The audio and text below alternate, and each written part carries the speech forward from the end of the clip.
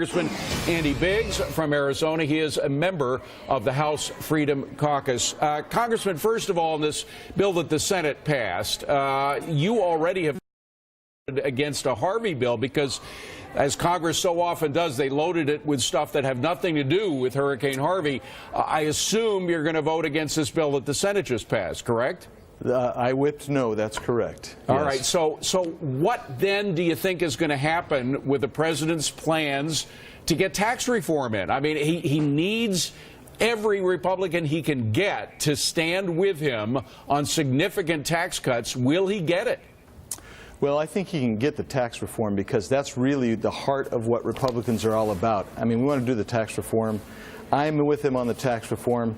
We just need some real language that we know what is exactly going to be in there, then we can fix it a little bit.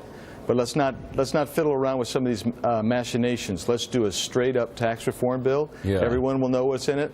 Let's get her done. Well, let's just assume, because we saw what happened yesterday, where the president gave in a little to the Democrats in order to get the space he needs for tax reform. If we get a tax reform plan that is loaded with stuff that the Democrats have, or at least has some of that in it, will you still vote for it? Will you kind of hold your breath, bite your lip, and vote for it anyway?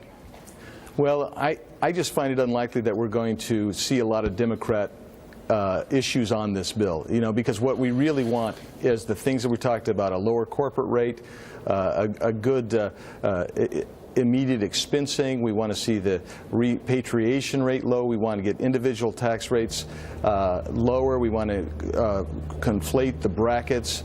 These are the things that all Republicans want. Well, hold on a second, because we just heard from one very important Republican, Paul Ryan, today, saying that he not only does not want the corporate rate to go down to 15%, where the president wants it. He sees it up around 22 to 25%. Now, that is essentially the effective already of our corporate income tax in America. So if it only goes down to 22 or even 25%, would you be against that?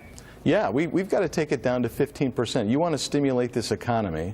You want to move to restore America to the top manufacturing, top business place to do business in the world. You got to have a low corporate income tax rate. But he is your leader. He is the party's leader in the House. Paul Ryan is. And if he just wants to bring it down to 22 or maybe even 25%, what do you do with your leader?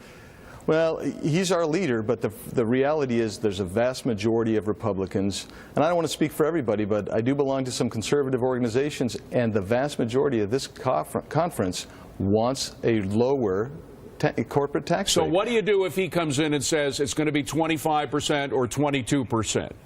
Well, I know Speaker Ryan a little bit, and I don't think he gets entrenched like that. I think he's going to work with where his conference wants to go. And so where do you think it will end up then, the corporate rate? Given that the president and you want 15%, he's willing to go up to 25%. Where will it end up? I'm hoping near 15%. That's where most people seem to want it. All right, Congressman Biggs, we wish you the best.